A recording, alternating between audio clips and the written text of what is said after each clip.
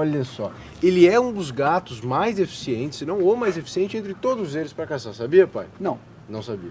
Ele é um bichinho que eu descobri isso recentemente vendo um documentário sobre esses caras, Mesmo? anteontem, por muita coincidência. Thank you. Esses carinhas aqui, eles caçam entre 12 a 15 presas por noite. E por isso eles são tão eficientes assim.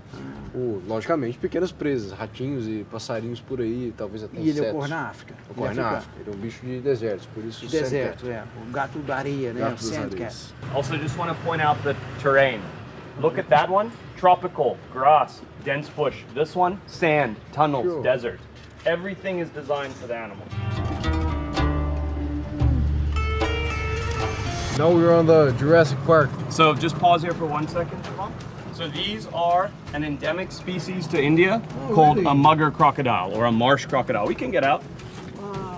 Wow. There's a place called the Madras Crocodile Bank that started breeding them for reintroduction, and then the government actually changed their mind about reintroduction, and so all of a sudden they had 1,000 crocodiles they didn't know what to do with, and they moved 1,000 animals here, the largest crocodile relocation in history, in what, 2 days, right? 3 days, something like this.